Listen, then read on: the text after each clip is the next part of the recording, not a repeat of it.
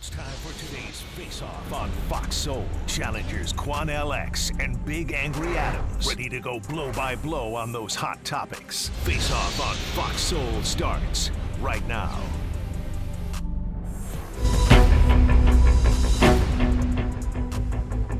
Everyone asks why we kill their parents. Maybe now people can understand the truth. My name is Eric Menendez. My name is Lyle Menendez, calling you from Donovan Correctional Facility. Lyle was the only person that had ever protected me. What happened that night is very well known, but so much hasn't been told. If anyone had written this for a script in Hollywood, the Hollywood people would have gone, no way. The Menendez case is one of the most infamous criminal trials in America. The brothers accused of the murder of their wealthy parents in Beverly Hills. It was like an incredible soap opera. In this round, here's Quan LX. Charles, we just watched a Netflix trailer about the Menendez brothers out of Beverly Hills, California, Los Angeles. And I'm sure you both can recall when this was one of the top stories in America, a notorious crime where both brothers were found guilty by a jury of their peers for gunning down their mother and their father in the home while they slept. There's now a push and a strong push by celebrities, in particular Kim Kardashian, calling for the release, since this documentary has come out, calling for the release of the Menendez brothers. But it's being widely said, even by the Menendez brothers, that they were victims of sexual abuse by the father, notorious, heinous sexual acts by the father. But when you look at the behavior of the boys after they killed the parents, when you see everything that they did after the murders took place, this didn't resemble somebody who was psychologically traumatized and was insane when these acts took place. It looks like this was planned to inherit the father and mother's estate and the insurance money. Maybe I'm wrong, but this didn't look like what is being portrayed in this documentary as. You know, people don't think we have real, legitimate arguments on this show sometimes, but the truth is I had no idea what you were going to say on this. None.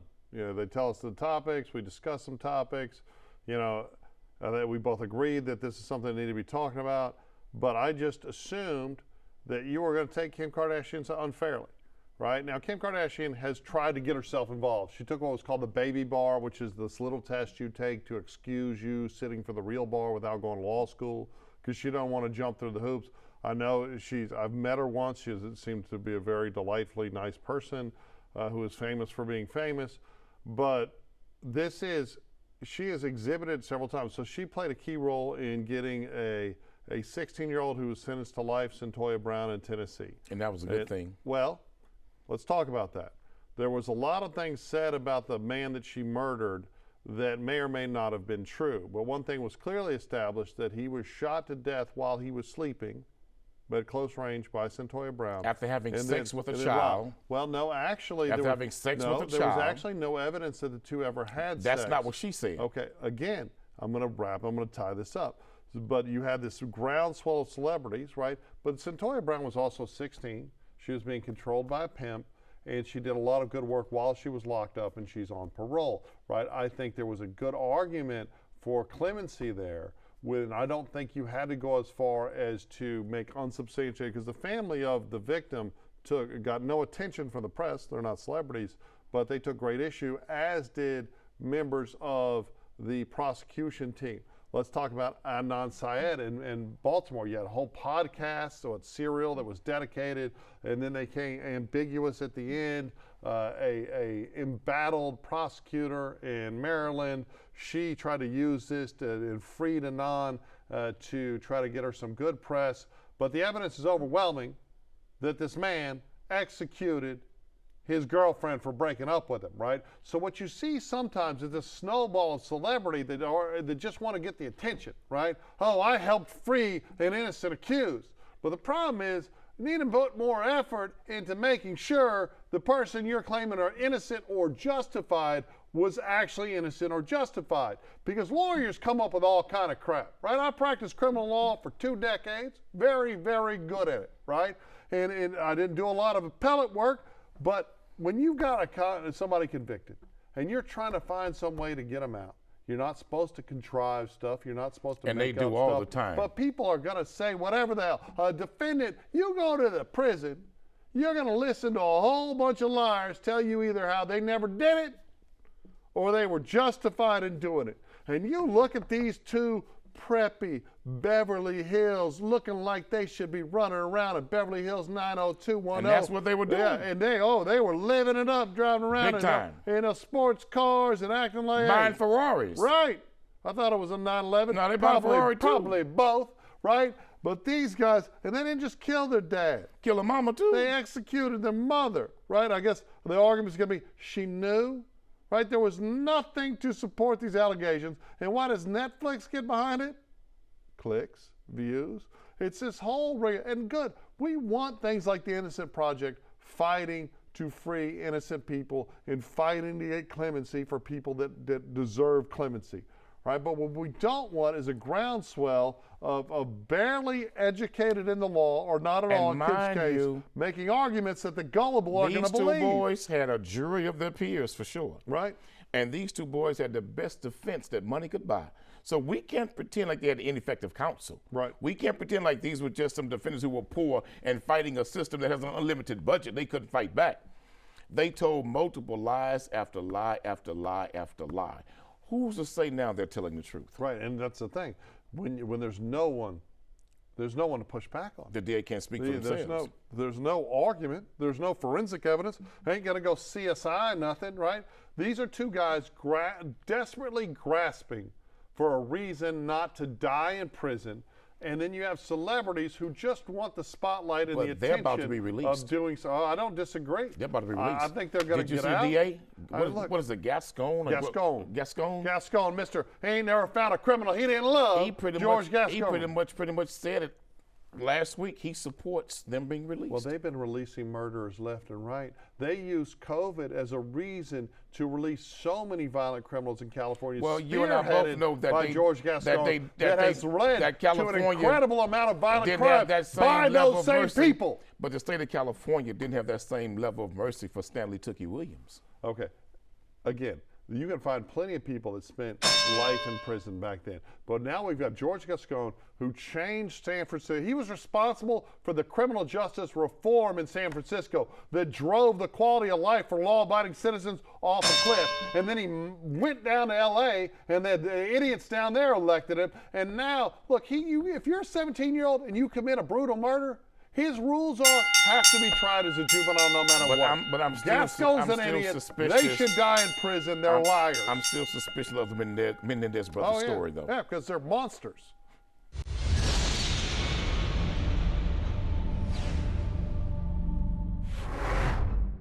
In this round, here's Charles Big Angry Adams.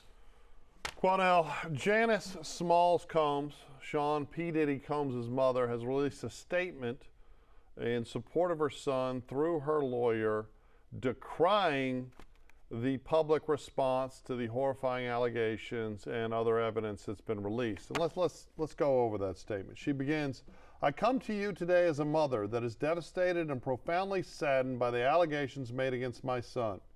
It is heartbreaking to see my son judged not for the truth, but for a narrative created out of lies. To bear witness what seems to be like a public lynching of my son before he has had the opportunity to prove his innocence is a pain too unbearable to put in words. Like every human being, my son deserves to have his day in court, to finally share his side and to prove his innocence. I am not here to portray my son perfect, because he is not, or as perfect. He has made mistakes in his past, as we all have. My son may not have been entirely truthful about certain things, such as denying he has ever gotten violent with an ex-girlfriend when the hotel surveillance showed otherwise. Sometimes the truth and a lie become so closely intertwined that it becomes terrifying to admit one part of the story, especially when that truth is outside the norm or too complicated to be believed. This is why I believe my son's civil legal team opted to settle the ex-girlfriend's lawsuit instead of contesting it until the end, resulting in a ricochet effect as the federal government used this decision against my son by interpreting it as an admission of guilt. It is important to recognize that none of us, regardless of our status, are immune to fear or mistakes. Not being entirely straightforward about one issue does not mean my son is guilty of the repulsive allegations and the grave charges leveled against him. Many individuals who were wrongfully convicted and later exonerated had their freedom taken from them not because they were guilty of the crimes they were accused of, but because they didn't fit the image of what this society considers to be a good person. History has shown us how individuals can be wrongfully convicted due to their past actions or mistakes. Watching the world make jokes and laugh at my son's life crumbling before our eyes is something that I can never forget. It is truly agonizing. You know, we could go on, but look, I'm done with this. This is a woman who has been enabling a monster their whole lives. And you could read her words, and I suggest there's about a paragraph of her ramblings in an effort to tell America not to believe our lying eyes, to try to take the horror of lynchings and somehow draw an equivalency between that and her son being arrested for his crimes. Let me tell you something, the federal government doesn't act until all their T's are crossed and their I's are dotted. There is a reason that as a criminal defense lawyer, I focused on state court prosecutions because they are far easier to unwind and find problems. The feds do their due diligence. They did not go off half-cocked. They ran warrants, Charles, they assembled their evidence. If the federal government did not go off half-cocked, why did the federal government lie to us about the Russia collusion between Trump and Russia?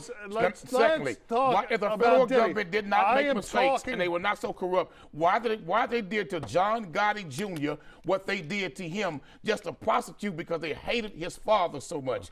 If they were so a clean institution, why in the hell did they do Leonard Peltier the way they did him? The government hasn't done things wrong. This mother, Janice Combs' statement. This mother is an enabler of a monster who raised a monster. Is that people reserve judgment until her son has had his day in court, and he can tell his side of the story. All she asks is what the United States Constitution abides and gives to every citizen, innocent until proven guilty. All she said was that her son was not perfect, not trying to portray him as such. She literally made the argument said something that I said. Puff Daddy was justified in beating Cassie like a dog on the ground. She didn't say that. Okay. But she also said something else I said on this same very show about Deshaun Watson. I said Deshaun Watson should have never settled any of those lawsuits. He should have fought those lawsuits all the way to the end because it comes back to hunt you in further civil and criminal litigation. Now, Bill Cosby, he would agree to fight it, don't settle. Michael Jackson's estate, fight it, don't settle. R. Kelly would have done better fighting it, not settling. Now, P. Diddy has learned, like Deshaun Watson's going to learn, that, look, man, settling these cases only furthers your problems. It doesn't help your problems. Okay, so don't take bad legal advice and settle these cases when you can have it come back to hunt you. Lost and was found guilty. Only after. That was in the criminal, not the civil. It was found guilty. That was in the criminal, not the civil. Let me reread and Bill Cosby was exonerated. He's found innocent now. What Janice said about the ass whooping that was put down on Cassie, horrible to watch. My son may not have been entirely truthful about certain things, such as denying he ever got violent with an ex-girlfriend when the hotel surveillance showed otherwise. Sometimes the truth and a lie become so closely intertwined that it becomes terrifying to admit one part of that story, especially when the truth is outside the norm or is too complicated to believe. This is her argument. And then she goes on to say he shouldn't have settled. This is her argument. That statement's not justifying what he did. Okay, I'm so and sure. It's not whitewashing what he did. That's a mother explaining that people make bad mistakes all the time. It's making the argument people he had a reason for doing it. That's what that is. That's not what I read in that statement. I'm sorry, I didn't see that. Well, what did you think she meant by it? Exactly what I just said. What she is saying, her son has problems. Even he came forth and admitted that he had hit rock bottom mentally and psychologically. And Diddy was using drugs. Is and too Diddy complicated to believe. That is why I believe my son's civil legal team opted to settle. Which was a mistake. She is arguing. It was a mistake. You are insane. And I told you too. It was settled. I said, look, that's a mistake. Because he was for trying those guys to keep it do quiet. That. Because like a monster, did it work? He got down on top of her and punched her that work? like a rag doll. Did the like money, a punching did bag. $46 million keep it quiet? Kept it quiet for a while. No, brother, Yeah, he came right on out. Maybe if he came right on out. maybe if he wouldn't have got on Instagram Soon and as holding he some settled- champagne, doing his soon little as he stupid settled- Diddy dance, soon as he his settled, little it was a wrap. stupid Diddy dance, the whole thing is absolutely insane. He's a monster. She raised a monster. The apple doesn't fall far from the tree. She raised a pedophile. She raised a rapist. I think you're she wrong. She raised an abuser. I think Diddy learned pedophilia from hanging out with rich white folks in Hollywood and the music industry. I believe that Diddy learned to do freak-offs like that from hanging out with rich, affluent white men in the music industry who taught him that lifestyle. So to try to say that Diddy's mother raised a pedophile, stop it, brother. Don't even go there. I know I'm going there. There is a correlation. Because you lying on that black mother now. Absolutely but she raised a pedophile, she raised a pervert. What the hell you white mothers raised? There is a correlation between people that are victimized when they're very young, when they're children, and when they grow up, there's a higher rate, not hugely higher, but a slightly higher rate of incidents of victimization. There's no evidence that P. Diddy was the victim of abuse as a child Can I finish? You're right. That's my point. Thank you for making. So how she raised Let one? me finish. So how she raised one? Let me finish. So when you're trying to blame white America because he hung a pedophile's not a white contagious. Folks taught him that. Pedophile's not a contagious disease. You learn freak-offs. Okay, they not a contagious disease. You learn them freak-offs. He wasn't around those people till he was an adult. He's a monster. He raped any children. Black entertainment figure who's had success in Hollywood or the music industry. Who they learn them freak-offs from? I get it. It's I wish Rick James could talk right now. White people bad. I wish Rick James could talk right now. But we're not talking about everyone in the world. We're talking about Puffy and his mom. No, we should be talking about this woman. Puffy, P. Diddy, but we need to focus on all the rich, affluent freaks that partied with him, too. I get it. If a black person does something horrible, you always want to find a white person to blame. What I'm trying to say is, I'm not going to let you hold black folks to a different standard you hold white ones to. I'm not talking about... Because you like to do that. Unlike you. You like to nail the Negro to the cross and let the white folk go free. I'm not talking about black people generally. You love to talk about white people generally. You like to nail the Negro to the cross pedophile, and put the white folks in the ferry boat and say, y'all don't be okay. Don't do it no more. The only person that does that is you. This is one pervert. I don't care what his skin color is. If he was white, I'd be saying the same thing. Let him have his trial first. But if he was white, you'd be demonizing him. Innocent if he's to black, proven you'd be like, guilty, we got to see more evidence. Innocent to a proven I know I saw guilty, this video, but we got to see more evidence. Innocent to a proven guilty, Charles. In today's Face Off, Up. Should be a lot of things done. We should be, in my view, repealing something called Section 230, which gave platforms on the internet immunity because they were thought to be just pass-throughs, that they shouldn't be judged for the content that is posted. But we now know that that was an overly simple view, that if the platforms, whether it's Facebook or Twitter X or Instagram or TikTok, whatever they are, if they don't moderate and monitor the content, we lose total control. That was Hillary Clinton on CNN echoing the words of John Kerry just a couple of weeks ago at a forum about the need to exert more control over what they're calling misinformation. We're calling her the face-off F-up because although she's referring to Rule 230 that makes sure that platforms don't get sued out of business by the things that people that use the platform say, that there has to be some sort of ratification. But what she's really talking about is controlling what we can say as American citizens in the new public square, which is, in 2024, the public square is absolutely social media. And she is talking about, she's saying the quiet part out loud, we're losing control. And by we, she means the government, right? And what John Kerry talked about is possibly the need to repeal the free speech clause of the First Amendment, which is being pushed very hard by the WEF, Klaus Schwab. Like in the United Kingdom, people are going to jail for things they say online, actually going to jail while rapists are getting passes sometimes, which is insane to me. But we as Americans, whether you're on the right or you're on the left, you have to be concerned with the new threats to free speech that I think both parties will agree on. But right now, at this moment, because the Democrats see Silicon Valley as their allies, I think they're being the loudest voices about it. We all remember in the 2020 election, the laptop turned out to be true, people are deplatformed. Charles, we have all benefited from the constitutional protection of freedom of speech. We do every night.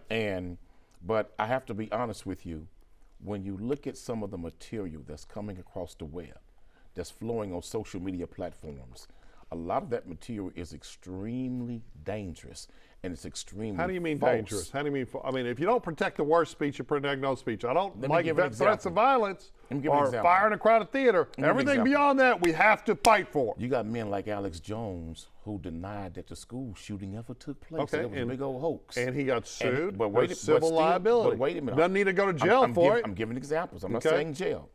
But you got people that's denying that slavery took place in America on these social media platforms. You got people denying that the Holocaust took place in Europe and Germany on these social media platforms. And they make it sound so real to these young, unenlightened, uninformed, non-historical preference or reference children and young people to where they believe what they're being told. Charles, with now the inclusion of artificial intelligence, who knows what's coming next on social media? So I don't want to see anyone lose their right to freedom of expression, freedom of speech. But at some point, I think we have to raise the standard of what people are allowed to disseminate to the public, because some of it is seriously harmful. And let me brother. explain. Young people are being killed because of lies. It's being pushed on You social media. can They're gunning each other down. It is not going to impact free speech to require AI content to be labeled as AI content. There are Right. things that you can say without silencing. But it takes government regulation to do that. Obviously, I think it's abhorrent for someone to argue that the Holocaust didn't occur, or that the institutional slavery didn't occur. But you meet lies with truth. And if someone, we saw in Alex Jones, right? If someone lies about a present day individual or disparages an estate, you can sue Here's them a better one. civilly. Here's a better one. But we don't need the government but they had real telling us what we lies can say. That Trump had colluded with Russia, and it was absolute lie. We but if you need- watch social media, you thought it was We don't true. need the government deciding what is true and false. That's it for the Face Off on Fox Soul. We'll catch you next time.